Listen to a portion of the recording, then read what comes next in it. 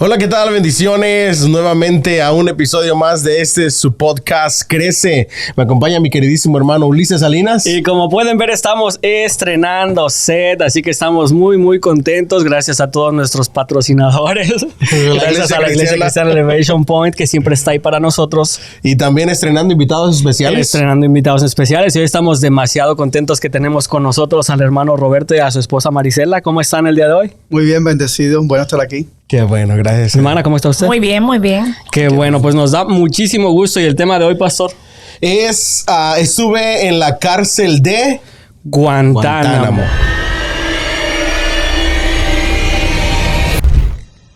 Bueno, y a todo esto vamos a primero dar un poco de historia, si así lo quieren ver, un poco de contexto. Y quizás a mucha gente le llame la atención. ¿Y por qué es que hay una base o una cárcel que domina Estados Unidos en territorio cubano? No sé si ustedes nos pudieran dar luz a esto. Bueno, eso se remonta al siglo pasado, cuando los españoles arrendaron a Estados Unidos esa parte de Cuba y ahí hicieron la base de Guantánamo. Porque para todo esto Guantánamo está hacia el sur de la isla, ¿cierto? Correcto. Entonces, pues vamos de un solo, hermano Roberto. ¿Qué pasó ahí en Guantánamo? ¿Cómo empezó todo? ¿Qué es lo que sucedió? Porque a veces nos dicen que eso solamente están ahí reos de máxima seguridad, pero no, también gente común y corriente llegó a estar en su momento, ¿verdad? Exacto. Entonces, cuéntenos un poco de su historia. Mi historia empezó en el 94, en el éxodo que salimos muchos cubanos. La situación fue muy difícil y entonces el gobierno de Cuba, para buscar un escape a la situación que estaba en el país en ese momento, pues abrió las puertas y no dejó que todo el mundo pudiera salir sin ninguna restricciones. Okay. Y en esa oportunidad yo salí de Cuba. Éramos muchos, y éramos alrededor de 40,000 cubanos que salimos en ese tiempo. Wow. ¿Y la hermanita Marisela se quedó en Cuba todavía? Yo me quedé, sí, porque la forma en que él estaba viajando, pues no era muy segura tampoco. Fue en balsa. Oh, ok. ¿Usted se quedó en dónde?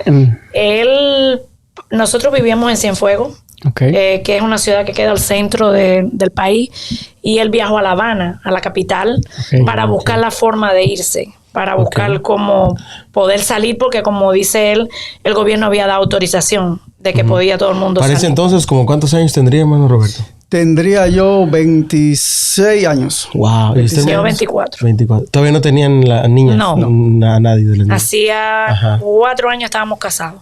4 años. Wow, imagínense. Bueno, y después cayó para allá. O sea, cuéntanos desde el principio cómo fue. ¿Qué intentó hacer? ¿Por qué lo agarraron? ¿Cómo lo agarraron? ¿Y cómo es que llegó ahí a Guantánamo de plano? Sí, primeramente esto fue algo inesperado. No nos esperamos que el gobierno dejara las puertas abiertas y pudiéramos hacer todo lo que quisiéramos. Entonces, yo vivía en Cienfuegos, como dice ella, en el centro de Cuba. Me fui para la capital, para La Habana. Preparé mi balsa. Eso fue 2 días. ¿Preparar la balsa cómo es? Preparar la balsa es buscar los materiales para hacer la balsa. ¿Qué material? Conllevó 4 recámaras de camión. La envolvimos en tela para que el sol no la reventara. Una estera que pusimos rígida y ya pusimos las cámaras debajo.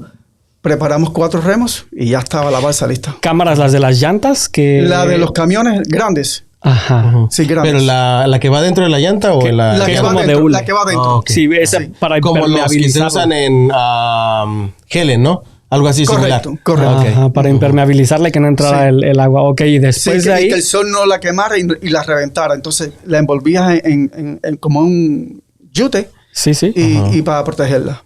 Wow, ¿y después de ahí para dónde se fue o cómo fue la travesía? Bueno, eso fue en el norte de La Habana, en Cuba.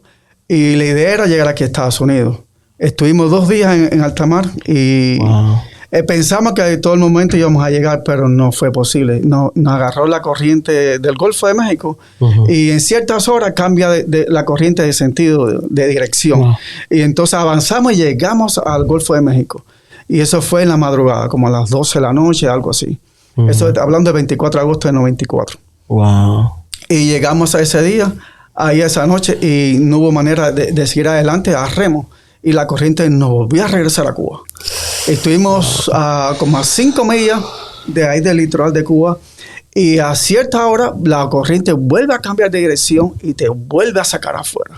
Wow. Ya para esa altura nosotros estábamos demasiado agotados. Ya nos dormimos, ya no podíamos más. ¿Cuántas personas iban en la balsa? Éramos 5 personas. 5 personas. ¿Familiares, conocidos o desconocidos? Eran 2 vecinos míos, mi primo con su hijo y un vecino, otro vecino más que vivía como una cuadra de distancia. Y a todo esto, ¿será que sabe la distancia que hay entre la isla y Florida, a la costa de Florida? ¿O sí, 90 millas. 90 millas, o sea, no es como que es una cantidad de millas lejísimos, pero al hacerlo en balsa y al mar abierto, me imagino que es algo súper complicado. Mira, como la balsa no estaba impermeabilizada por abajo, íbamos arrastrando agua. Es algo bien difícil.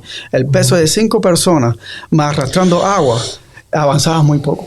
Y sin brújula, la comida se nos mojó, tuvimos que tirarla. Y entonces ya a ese momento no teníamos agua, no teníamos comida. Y seguíamos simplemente la dirección de las otras balsas.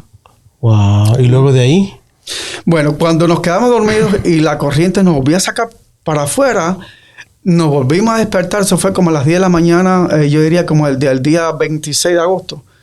Vimos a la distancia ya el guardacosta americano, que estaba en aguas internacionales de nuevo, recogiendo a las balsas. Y nos impresionó mucho porque en la distancia tú veías eso y entonces recogían a la gente y de buena primera veía como quemaban y hundían las balsas y no sabíamos qué estaba pasando. Hasta que se acercaron a nosotros, hicieron lo mismo. Nos pasaron al bote y hundieron la balsa para que no causara accidente en el mar. Wow, qué sí, y entonces después de ahí, si llegó a la costa de acá y vio al soldado americano, ¿cómo es que después terminó en Guantánamo? Ya me perdí. Sí, el guardacosta nos iba recogiendo diferentes balsas y cuando ya el guardacosta estaba lleno, nos llevó a un buque de guerra que lo desviaron iba para el Golfo de Medio Oriente y ahí nos pusieron entre popa y proa 2,000 cubanos. Y tuvimos como 2 días más de travesía hasta que eso se llenó y nos dirigimos a Guantánamo. Wow. ¿Cuál fue la razón por la cual los llevaron para allá en lugar de dejarlos acá? Porque el gobierno de Estados Unidos no nos daba entrada. En ese momento, porque fue eso desordenado, tantos cubanos, y entonces no nos dio entrada aquí a Estados Unidos. Y aparte de eso, hubo una situación que también se ocurrió en Haití, un tiempecito antes de nosotros, y ya en Guantánamo habían 40,000 haitianos en ese momento. Wow. Porque para todo esto hay que recordarle a la gente que no es solamente que Guantánamo es una cárcel porque es reconocida por eso, sino que es un territorio, ¿verdad? Es un territorio que Estados Unidos tiene, digamos que arrendado. Exactamente. Entonces, al tener ese territorio, pues ahí no es como que solamente es la cárcel, por ejemplo, Wikipedia dice que fue una cárcel que se abrió en el año 2002, pero eso era una base militar desde antes y había como un campo de concentración de todos estos haitianos y después los agregaron a ustedes. A nosotros. Y usted nos daba un dato de como cuánta gente había entre haitianos y cubanos Bueno, alrededor de 40,000 haitianos y 43,000 Imagínate, unos 80,000 personas al mismo tiempo en un solo lugar. O sea, es demasiada gente. Y después de eso ahí conoció a Jesucristo, ¿cierto? Sí, fue una experiencia bien bonita. Yo le doy gracias a Dios que ocurrió eso conmigo, yo en Cuba era ateo, no conocía al Señor ni nada. En Guantánamo tuve la experiencia. Era ateo gracias a Dios. Ya ve que así dice. Bueno, el Señor tenía propósito conmigo en ese momento porque me salvó en el mar. La travesía fue bien difícil y pude llegar a Guantánamo. Y una vez agarré la Biblia por aburrimiento. No tenía nada que hacer porque en un campo de concentración tú no puedes salir de ahí en ningún momento. Ajá, yo estaba viendo ahí, por lo menos en la cárcel de Guantánamo, ¿no? Que se escuchan muchas cosas, el gobierno siempre lo niega. Dicen que es una cárcel donde se tortura y se saca información a los terroristas. No se sabe si sí o no, pero estaba viendo un documental donde decían que solamente había ciertos libros que se le permitían leer a las personas que estaban ahí. Entre ellos algunos libros de religión. Pero entonces a usted nadie le habló del evangelio. Usted empezó a leer la Biblia. Sí, no recuerdo cómo llegó la Biblia a mis manos, pero lo que sí recuerdo que en una tarde yo estaba leyendo la Biblia y se me acerca una persona y me dice, ¿entiendes lo que lees? Le digo, no, simplemente estoy leyendo por curiosidad, por cosas históricas. Y entonces él era un pastor de Cuba que también estaba ahí. Y me invitó por las noches, se reunían cierta cantidad de personas debajo de un poste de luz a orar, a cantar y a leer la Biblia. Y entonces me invitó y ahí yo empecé a asistir. Y en este caso, ¿usted, hermanita, también ya conocía de Jesucristo en ese tiempo o también estaba todavía en...? Conocía porque yo vengo de una familia que era católica, no practicante. Sí, nosotros conocíamos al Señor, sí conocía de Dios, pero algo muy lejano. porque no lo practicábamos, no íbamos a la iglesia, no íbamos esporádicamente a la iglesia cuando era algún evento especial de la iglesia católica. Es decir, que no tenía esa experiencia con Dios, pero era diferente a él, porque él sí no conocía nada, él no. Yo tenía el temor de Dios, sí tenía el temor de Dios, porque tuvimos experiencias muy malas en Cuba cuando estudiábamos, porque sobre todo mi hermana mayor pasó mucho por que no se podía decir que tenía creencias religiosas ni que...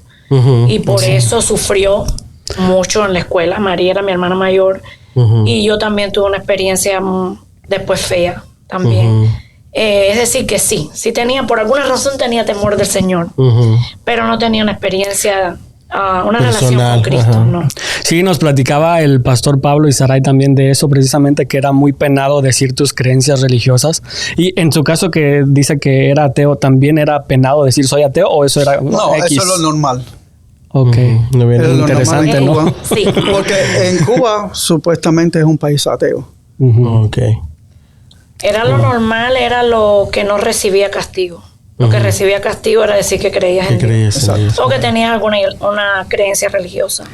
Desde niño, desde que estabas en la escuela, nada más con decir eso te podía costar caro. Y entonces, después de ahí, alguien le pregunta, lo invita a las reuniones. ¿Usted va a esas reuniones? Empiezo a asistir, empiezo a congregarme con ellos. Pero ¿qué pasa? En ese momento estuvo como 2 o 3 meses, pero que Estados Unidos abre campamentos en Panamá y abre las puertas para todo el que quisiera ir a Panamá, y el pastor se fue y entonces eso se disolvió.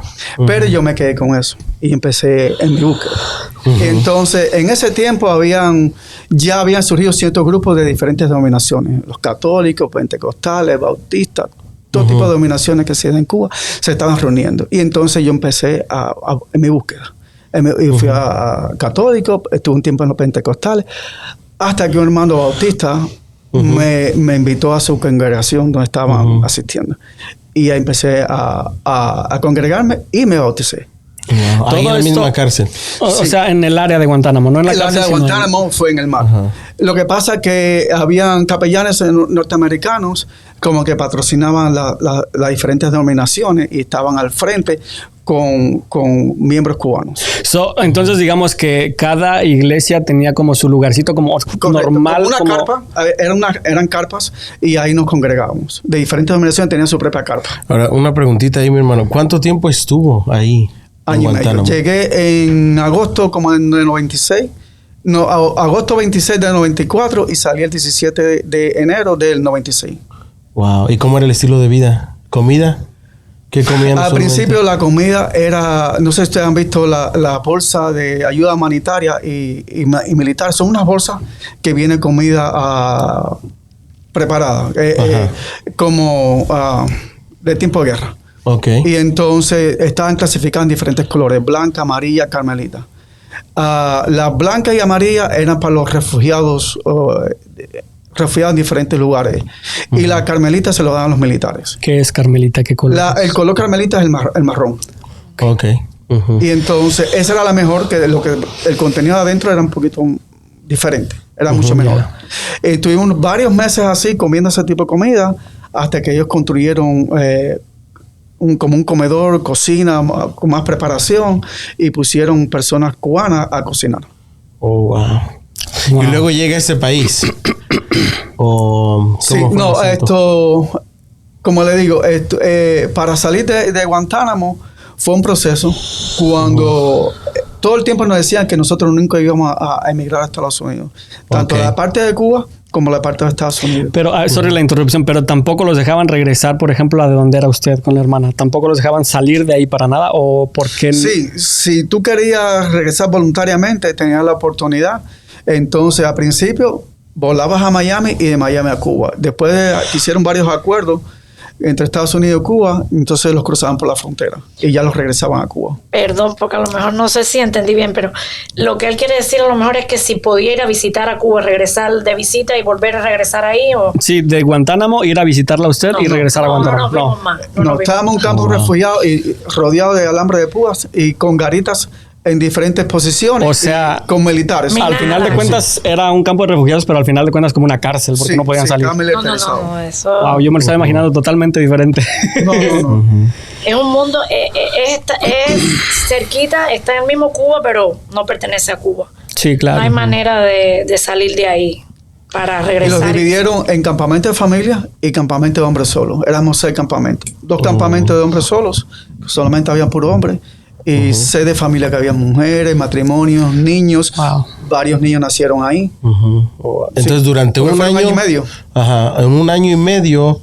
¿Cuánto tiempo usted estuvo congregándose con ese pastor, más o menos? Yo diría que como más de un año.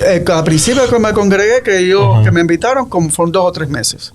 Ajá. Sí, pero ya después que yo encontré, como a los 6 meses, que yo encontré la iglesia que sentí que fue con los bautistas, con más de un año. Ok. Y de ahí ya afirmó su fe, empezó a leer, a estudiar.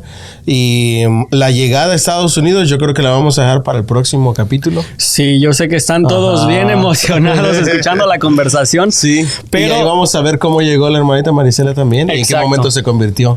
¿Será que se convirtió por causa del hermano o por su propia cuenta?